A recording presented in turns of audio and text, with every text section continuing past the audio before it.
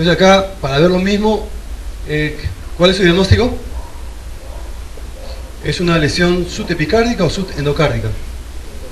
La subendocárdica vemos en D2, D3 y ABF, es decir, la cara inferior. ¿Y las zonas T cómo están? Positivas. Va para lesión subendocárdica. Tenemos B1, no, B2, B3 y B4 es la cara anterior. Estamos repasando las caras de paso. Es cara septal, B1. B2, B3 y B4 es cara anterior. Y también hay infradesnivel del ST, lo cual indica lesión subendocárdica. Es un infarto subendocárdico en la cara inferior y en la cara anterior. Y la cara lateral alta es D1 y ABL. Hay ondas T negativas y infradesnivel del ST. Y en la cara izquierda, B5, B6, lo mismo. Un infarto subendocárdico.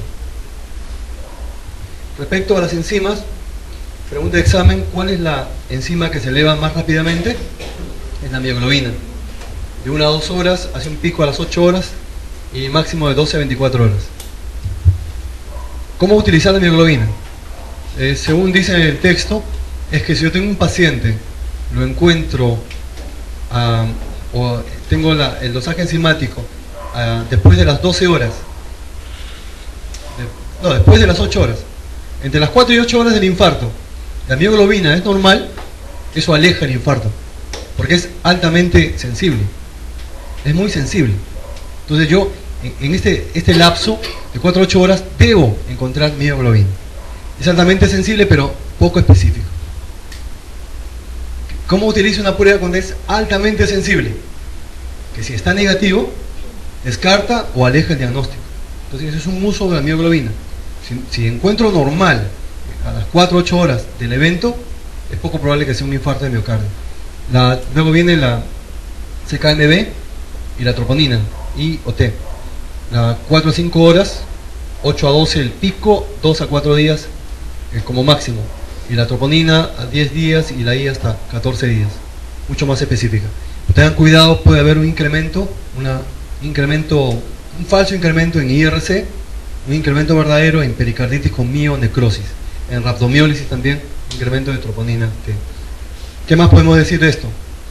Si tengo un paciente, lástima, la vez pasada tuve un paciente, una señora que con IMA, con ST no elevado, pasa ya a hospitalización en la evolución, y en la evolución hace dolor torácico nuevamente. Eran ya 7 días desde el evento. ¿Qué le hubieran pedido? ¿Troponina o CKMB? ¿Qué le hubieran pedido? Miren, ya era el séptimo día de la evolución desde el infarto. Estoy seguro que le hubieran pedido CKMB, porque la troponina todavía está aumentada, sigue elevada, no va a indicar nada. En cambio CKMB, ya si se eleva nuevamente, me puede estar indicando un nuevo infarto. Así que la paciente posteriormente se le pidió encima, CKMB estaba normal, no había elevado, el EKG no se había modificado, pero a los pocos días tuvo una muerte súbita, probablemente había tenido una arritmia, que es la complicación más frecuente del infarto agudo del miocardio. Otra cosita más: si yo estoy monitoreando CKMB y ya tengo 7, 10 días y sigue elevado, ¿qué sospecho? Complicaciones locales. ¿Qué complicación? En la pared cardíaca, la formación de un ¿qué está pasando al ventrículo izquierdo? O en el lado donde está el infarto, se está formando aneurisma de la pared ventricular. Cuidado con eso. Cuando no se normaliza el CKMB, cuando no se normaliza la troponina también. Los cambios electrocardiográficos del infarto agudo de miocardio de cara inferior. Hay que recordar las caras. Cara inferior, D2, D3, ABF. Cara septal, B1. Cara anterior, B2, B3, B4.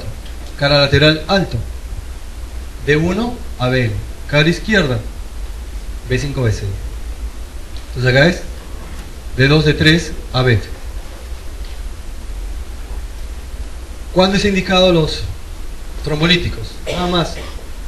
Bastante letra, pero solamente que recuerden, ¿cuándo está indicado los trombolíticos? Indicación clase 1. ¿Qué significa clase 1? Eso, así se figura en las guías de cardiología. Clase 1, que está demostrado que es efectivo. Clase 2, controversial. Clase 3, que está demostrado que no es efectivo y puede hacer daño. En este caso, está demostrado y hay consenso. Pues, ¿cuándo hay que indicar trombolisis? Cuando el ST está elevado. Solamente en IMA con ST elevado. En IMA con ST no elevado no está indicado los trombolíticos.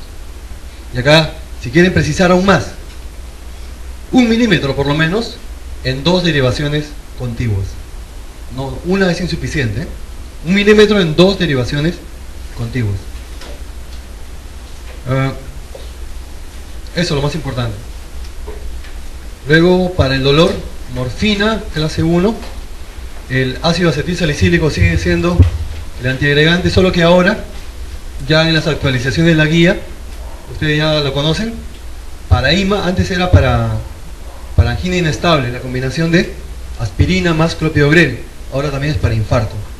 Aspirina más clopidogrel, 2 antiagregantes, han resultado ser más eficaces que uno solo. Tenemos un caso clínico. Varón de 56 años, presenta dolor retroesternal súbito e intenso de 6 horas de evolución. En el EKG, si es un dolor retroesternal súbito, ¿qué puedo pensar? O que es un tromboembolismo pulmonar o que es un infarto de miocardio. El infarto de miocardio puede ser súbito, pero no siempre, puede ser insidioso con pródromos. El EKG revela onda Q patológica. ¿Cuándo es una onda Q patológica?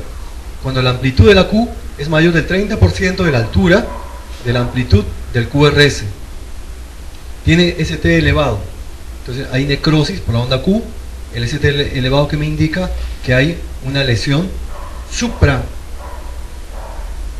es subendocárdica o subepicárdica. Subepicárdica. En la cara inferior, D2, D3, ABF. Me preguntan, ¿cuál es el diagnóstico y qué fármaco usaría? Mi diagnóstico es un infarto agudo de miocardio con ST elevado, Q, en cara inferior. Ahí lo buscan, ¿dónde está? Está en la E, infarto agudo de miocardio, y la B. O sea, puede ser la B o puede ser la E, infarto agudo de miocardio. Pero ya sabemos que con ST elevado, Q, la cara inferior. ¿Cuál es el tratamiento?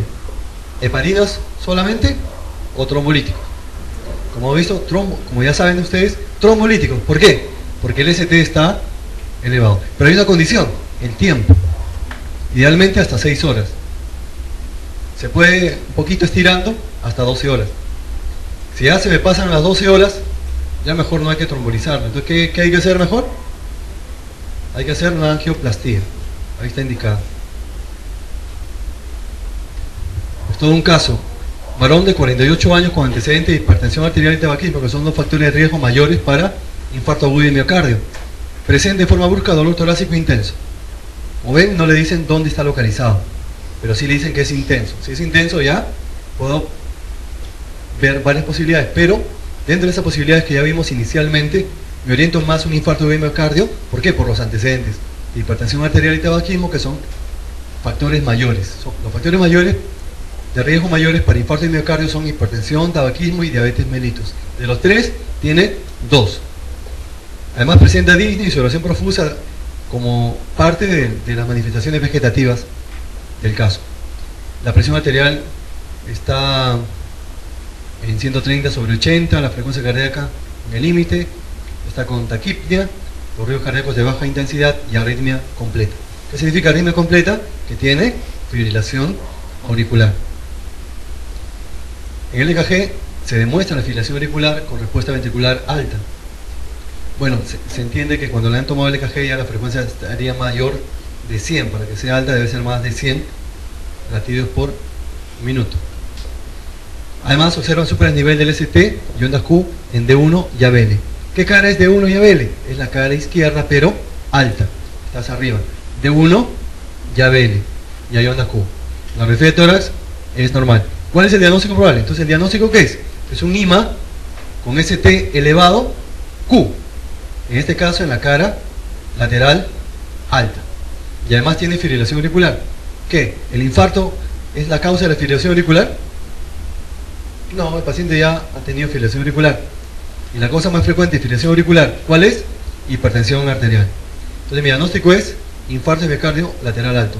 Las alternativas: infarto lateral anterior extenso, va desde B1 hasta B6, no es este el caso. Aquí inestable, no va con ese electrocardiograma.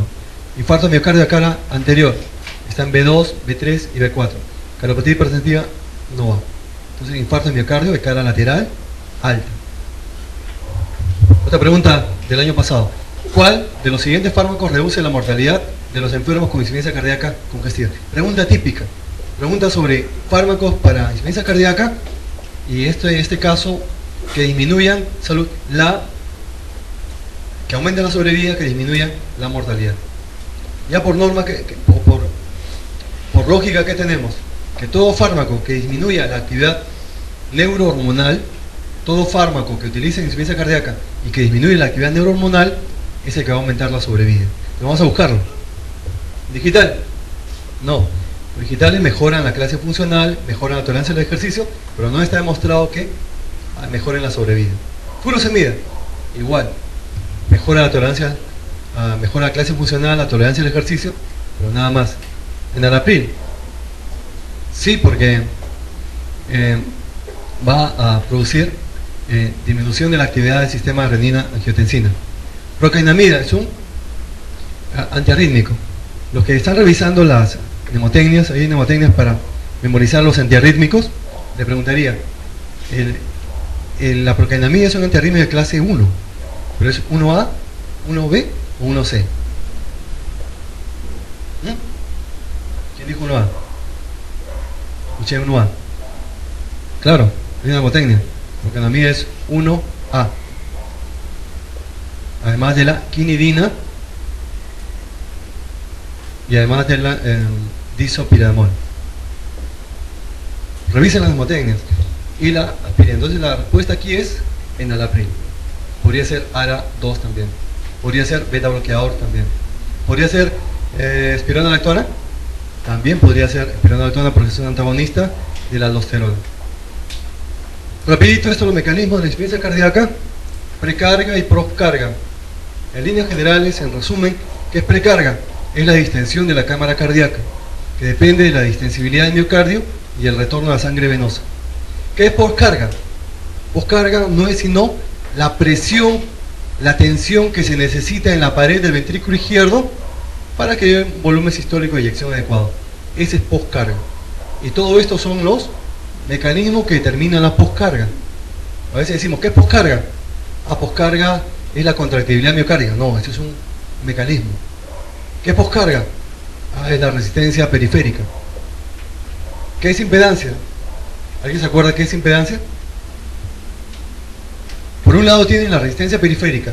Es la oposición a la salida de sangre del ventrículo izquierdo. ¿A qué nivel? Lejos, a nivel de las arteriolas. ¿Qué es impedancia? Es la oposición también de la salida de sangre del ventrículo izquierdo. ¿Pero a qué nivel? A nivel de la aorta. Entonces, ¿qué es impedancia? Es la oposición de la aorta a la salida de sangre del ventrículo izquierdo. Disfunción sistólica. ¿Qué es disfunción sistólica? Es la incapacidad del ventrículo para expulsar un volumen sistólico de eyección adecuado. Cuando yo veo un ecocardiograma, ¿cómo sé que el paciente tiene disfunción sistólica? Viendo la fracción de eyección. Si la fracción de eyección está disminuida, disfunción sistólica, que es lo más frecuente. Cuando yo examino al paciente, ¿qué signo del precordio me va a indicar que tiene disfunción sistólica? Lo hemos visto. Viendo el choque de punta. El choque de punta desplazado, disfunción sistólica. Buscando el tercer ruido. El tercer ruido va a indicar disfunción sistólica. Entonces, clínicamente yo también puedo decir si está en disfunción sistólica o si está en disfunción diastólica. Pero evidentemente con ecocardiograma será con más exactitud una fracción de eyección disminuida. Entonces, en disfunción sistólica, ¿cómo está la precarga? ¿Y cómo está la postcarga? La precarga va a estar aumentada porque hay dilatación de las cámaras cardíacas y la postcarga también va a incrementarse. En difusión diastólica es la resistencia para el llenado de uno o ambos ventrículos. Entonces, ¿cómo va a estar? ¿Cuáles son las causas de disfunción sistólica? Yo les voy diciendo, ustedes me van diciendo si les parece o no. Una causa de difusión diastólica es la hipertensión arterial, ¿de acuerdo? ¿Sí? Claro. Estenosis aórtica, también, por hipertrofia del ventrículo. Entonces, todo lo que cause hipertrofia del ventrículo va a llevar a una disfunción diastólica. Ahí tienen la hipertensión arterial, ahí tienen la estenosis aórtica, ahí tienen la miocardiopatía hipertrófica. Le digo otro mecanismo, la enfermedad pericárdica. ¿Producirá disfunción diastólica? Por supuesto. Le digo otro mecanismo, la enfermedad que infiltra el miocardio, también puede llevar a disfunción diastólica, amiloidosis por ejemplo. Y la última, taquicardia. ¿Es una causa de disfunción diastólica? Taquicardia. Si ustedes ven, el tiempo sistólico y el tiempo diastólico. Cuando hay taquicardia, ¿cuál se acorta? ¿La sístole o la diástole? ¿Cuál se acorta? La diástole. Por eso la taquicardia lleva a disfunción diastólica. Es por eso la preocupación cuando tiene un paciente con la frecuencia cardíaca mayor de 150, más de 150 es peligroso. ¿Por qué? Porque se acorta la diástole. ¿Y qué sucede en la diástole? La irrigación coronaria. Y si la diástole está cortada va a haber isquemia y el peligro de desarrollar un infarto de miocardio. Por eso el tratamiento hay que rápidamente revertir eso, disminuir la respuesta del ventricular. En difusión diastólica la precarga está disminuida porque ingresa menos sangre a los ventrículos y la poscarga está incrementada. La causa más frecuente en nuestro medio de insuficiencia cardíaca es hipertensión arterial y luego cardiopatía isquémica. Y en tercer lugar, cardiopatía valvular. En Estados Unidos igual, hipertensión arterial. La causa más frecuente de insuficiencia cardíaca es, en primer término, hipertensión arterial. Después, cardiopatía isquémica. ¿Está hipertensión arterial? No. Entonces, cardiopatía isquémica.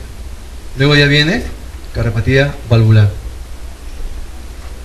La pregunta que le dicen antes, es pregunta de examen.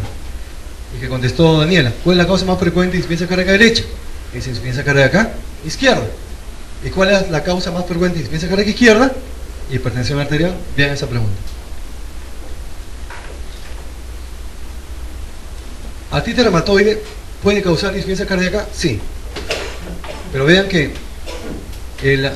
si el paciente con AR no tiene factores de riesgo cardiovascular, la frecuencia es bajísima. Realmente, para que un paciente con AR desarrolle insuficiencia cardíaca, debe tener otros factores de riesgo cardiovasculares. Y se ve sin factores de riesgo 0.4%. Pero igual, es causa de insuficiencia cardíaca. Es una pregunta sobre insuficiencia cardíaca con gasto alto. La patología que no produce insuficiencia cardíaca congestiva es beriberi, produce miocardiopatía dilatada. Sí, produce insuficiencia cardíaca tanto izquierda como derecha. Tirotoxicosis también, insuficiencia cardíaca con gasto alto, igual que el beriberi, deficiencia del B1.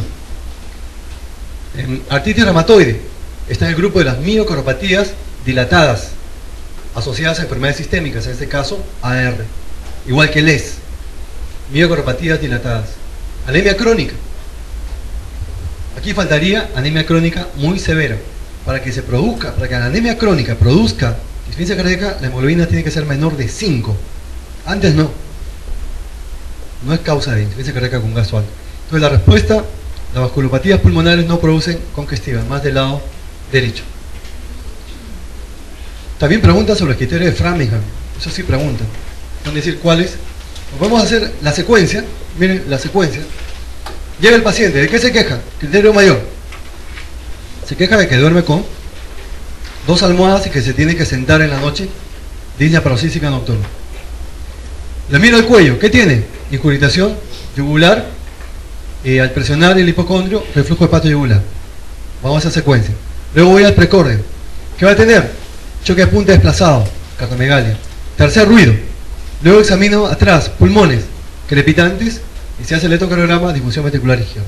Entonces, ¿de qué se queja? Disnea paroxística nocturna, ortopnea. Le miro el cuello, incurtación yugular, reflujo hepatoyugular.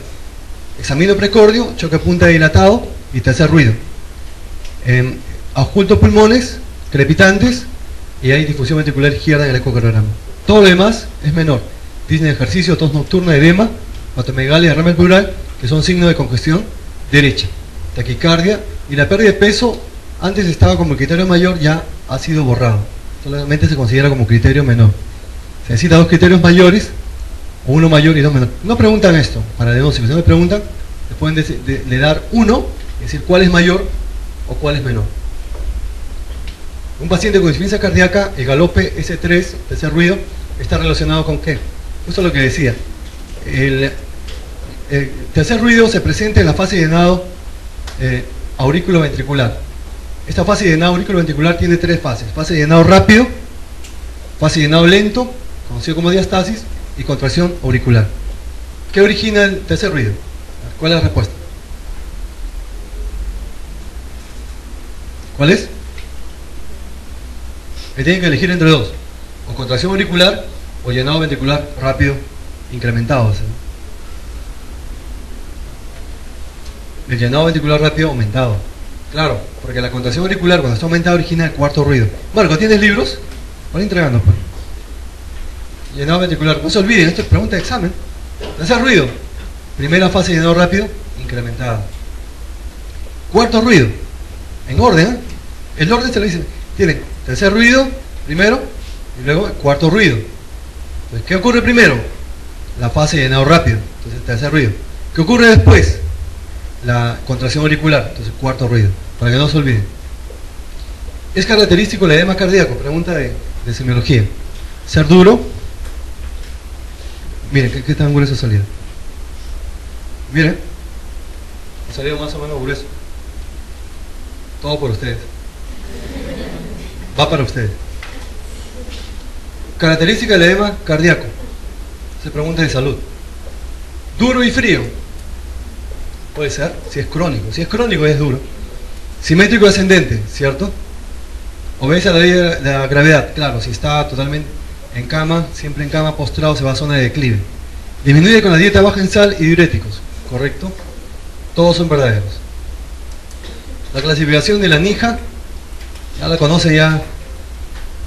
Al revés y al derecho, grandes esfuerzos, moderados. No olvidarse que leves esfuerzos es comer, vestirse, lavarse, leve esfuerzo, y disnea reposo. Pero esto de acá, cuando pregunto esta clasificación no la toman en cuenta, no la memorizan. Entonces hay que memorizar esta clasificación.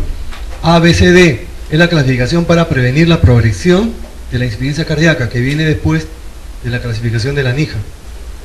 En la A no hay insuficiencia cardíaca, pero hay factores de riesgo. No hay insuficiencia cardíaca, no hay cardiopatía, pero hay factores como hipertensión arterial, como diabetes. En la B hay insuficiencia cardíaca, pero es asintomática. Entonces, ¿qué NIJA sería la B? Si hay insuficiencia cardíaca, pero es asintomática. NIJA 1. O sea, estadio A, estadio B se correlaciona con NIJA 1. Estadio C, hay insuficiencia cardíaca sintomática. Se correlaciona con NIJA 2, 3 y 4, porque es sintomática. Y la D, terminal, se correlaciona con NIJA 4, que no responde a tratamiento. NIJA 4, refractario al tratamiento, insuficiencia cardíaca terminal. Aquí simplemente para esto. Ustedes saben que hay un periodo que la insuficiencia cardíaca es asintomática. ¿Cuándo se hace sintomática la insuficiencia cardíaca? Cuando aumenta la presión diastólica final. El aumento de la presión diastólica final es el responsable de que la insuficiencia cardíaca se haga sintomática. ¿Y en qué caso sucede eso? Cuando hay un desequilibrio entre los mecanismos compensadores y mecanismos reguladores. Como ejemplo nada más, un mecanismo compensador de tipo hemodinámico es la dilatación del ventrículo. Aprovechando la ley de Starling, el ventrículo se dilata para aumentar la fuerza de contracción. Pero para evitar que se sobredilate el corazón, ¿qué hace el miocardio? Se hipertrofia. Entonces la hipertrofia evita una sobredilatación ventricular. Cuando se pierde ese equilibrio, aparecen los síntomas. Acá nada más lo siguiente, ya en el miocito. ¿Qué sucede en el miocito que lleva a la insuficiencia cardíaca? Va a haber una infrarregulación. ¿Qué significa eso? Que los receptores beta 1 se hacen menos sensibles al estímulo de las catecolaminas. Que los receptores beta 1 se esconden, disminuye su densidad. Eso se llama infrarregulación. En términos generales, ¿cómo se explica en el miocito la insuficiencia cardíaca? Por una disfunción del receptor. ¿A qué nivel? B1. Disminuye su sensibilidad y disminuye su número. Entonces hay dos fármacos que van a revertir esto. Dos fármacos que van a producir una suprarregulación. ¿Cuáles son? Los beta bloqueadores y la 2-butamina. Tienen por objetivo producir una suprarregulación. Nada más para no complicarles la vida. Esto sí, ¿cuáles son los predictores de mortalidad? Eso sí tienen que saber. Eso sí preguntan. El péptido natriurético cerebral, más de 500 picogramos por mililitro, indica el predictor de mortalidad. El péptido natriurético no solamente sirve para hacer el diagnóstico de insuficiencia cardíaca, sino también para predecir mortalidad. Sodio menos de 130, corre ese ancho, y el consumo de oxígeno por debajo de 12-14 mililitros por kilo minuto. Son predictores de mortalidad. Esto de acá para insuficiencia cardíaca aguda. También preguntan, rapidito nomás, es la clasificación de Forrester. Hablamos de shock cardiogénico, ¿no? Preguntaban cuál es la causa más frecuente de shock cardiogénico. Es el infarto agudo de miocardio. Entonces ahí utilizamos, si un paciente con infarto agudo de miocardio tiene insuficiencia cardíaca aguda, utilizamos la clasificación de Forrester. Bien, miren, sigue rápido. Forrester evalúa dos parámetros. Uno, si hay congestión pulmonar con la presión capilar pulmonar en cuña. Si está elevado, congestión pulmonar. Primer parámetro. Segundo parámetro, si hay hipoperfusión. Cuando hay una disminución del índice cardíaco, ahí tienen sus valores. Vamos a ver. 1, 2, 3 y 4. Acuérdense de esto. 1 es sin. Y 4 es con. Entonces 1 sin, 4 con. 1 sin congestión, sin hipoperfusión. Estas dos variables están normales. 4 con congestión, se incrementa la presión capilar pulmonar en cuña. Con hipoperfusión, una disminución del índice de gasto cardíaco. 2 solo congestión y 3 solo hipoperfusión. O sea, primero se congestiona y después hay hipoperfusión. Nada más el Forrester. De tratamiento, ¿qué hago con un Forrester de grado 3? Donde hay 3, solo perfusión. Tengo que darle volumen, fluidos y dobutamina. ¿Qué hago con un Forrester 4? Con hipoperfusión, con congestión. Dobutamina, incluso le puedo asociar dopamina. ¿Cuál de los siguientes fármacos disminuye la mortalidad? Esta pregunta es parecida a una anterior. ¿Se acuerdan? Donde la respuesta era YECA. En este caso es el beta bloqueador. Carvedilol, que es este carvedilol es beta 2 selectivo. Carvedilol no, es no selectivo. Beta 1, beta 2 no selectivo. Los beta selectivos son el atenolol, el metoprolol, el acebutolol. Eso también preguntan. El atenolol, metoprolol y acebutolol han demostrado reducir la mortalidad de insuficiencia cardíaca. Acá tenemos dos alternativas. Pregunta de salud. Dos alternativas. ¿Qué dijimos? Todo aquel fármaco que disminuye la actividad neurohormonal disminuye la mortalidad. Y tengo por un lado enalapril solo y por otro lado enalapril carvedilol. ¿Cuál es la mejor respuesta? YECA y beta bloqueadores. Mejor respuesta que YECA solo. Todo lo demás, como están los diuréticos, como están los digitálicos, no son respuesta. ¿Cuál de los siguientes fármacos reduce la mortalidad en los enfermos con insuficiencia cardíaca? Esa ya la hicimos, enalapril. Varón de 65 años con antecedente HTA, insuficiencia cardíaca grado funcional 2. ¿Sí? Tiene disnea a moderados esfuerzos. En tratamiento crónico, ¿cuál de los siguientes fármacos reduce la poscarga del ventrículo izquierdo? Entonces, ¿qué es poscarga? Poscarga es la tensión que necesita el ventrículo izquierdo para expulsar un volumen sistólico de eyección adecuado. Eso es poscarga. Y en este caso, cuando hay disfunción sistólica, la poscarga está aumentada. Entonces necesito utilizar un fármaco que disminuya la poscarga. ¿Cuál será? Enalapril, procainamida, amibarona, furosemida, disopiramida. ¿Cuál será? porque en amida no entra, es un antiarrítmico, amiodarona tampoco.